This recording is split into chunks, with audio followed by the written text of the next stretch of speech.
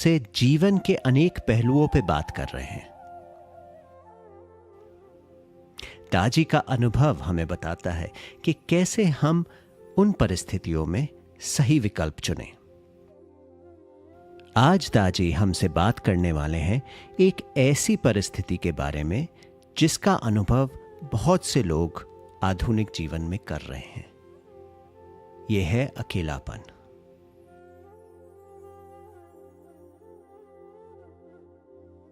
दुनिया बदल रही है और तेजी से बदल रही है। समाज का ढांचा बदल रहा है। हमारे जीवन की शैली बदल रही है।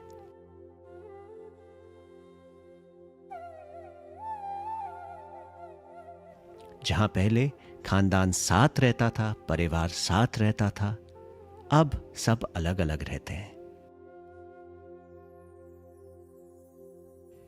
ऐसे में कई लोगों को अकेलेपन का सामना करना पड़ रहा है।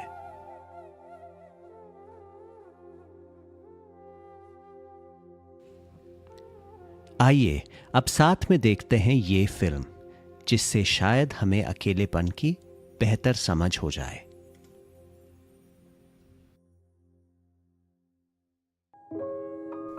अकेलापन।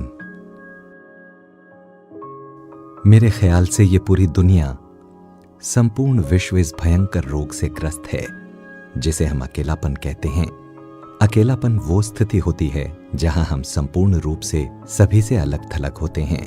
आप भले ही लोगों के बीच हों, लेकिन आप अकेलेपन का अनुभव करते हैं। आपको किसी से मिलने जुलने का दिल नहीं करता। आप स्वयं को बिल्कुल अकेला पाते हैं।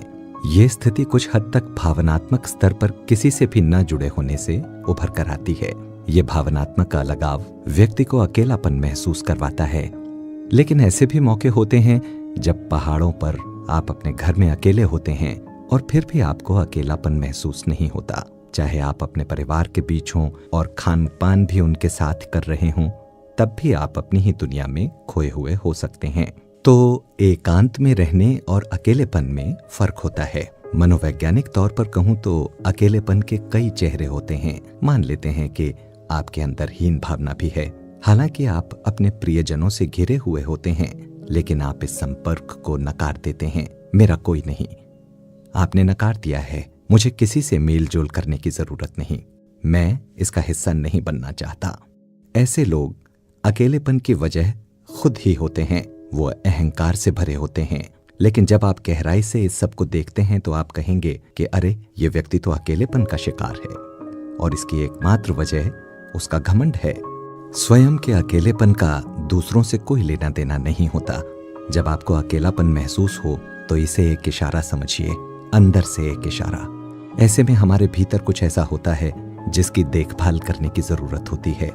आपको वापस लौटकर उस सबसे महत्वपूर्ण तत्व से जुड़ना है जो आपके साथ शुरू से रहा है। यही हर तरह की बेचैनी का आधार है। मान लेते हैं कि आप किसी हवाई जहाज में हैं। गौर कीजिए आपके अंदर क्या चल रहा है। आप कहाँ हैं? आपका ध्यान कहाँ जा रहा है? शुरू में जब आप जहाज में बैठते हैं तो आप ध्यान देते हैं कि ये व्यक्ति अत्यधिक सामान ले जा रहा है या फिर ये अच्छा दिखता है, वो व्यक्ति कुछ खास नहीं है, ये एयर होस्टेस बहुत सुंदर है। तो देखिए किस तरह हमारी विचारधाराएं बाहर की ओर जाती हैं। इस पर थोड़ा ध्यान दीजिए। अपने आप से प्रश्न कीजिए कि क्या मैं शांत हूँ? क्या हर समय मैं अपने भीतर की ओर देखता हूँ? आजकल ज्यादातर लोग बहिर्मुखी हैं, जो एक अस्वाभाविक जीवन है। आप अपनी ऊर्जाओं का उन चीजों में इस्तेमाल कर रहे हैं जो आपके बाहर हैं। लेकिन जब मैं स्थिर होता हूं और खुद को केंद्रित करता हूं तो ऐसा होता है कि आप अपने में केंद्रित रहते हुए भी बाहर के जगत के प्रति पूरे तौर पर जागरूक रहते हैं। ध्यान की इस पद्धति से आपका अकेलापन आनंद में बदल जाएगा और इस आनंद को चाहे जो भी हो, चाहे आप भीड़ में हों या अकेले, आप इसे महसूस कर पाएंगे। एक साथ होना या बौद्ध धर्म में जिसे संघ कहते हैं, वो अकेलेपन से जूझने में अत्यंत सहायक हो सकता है।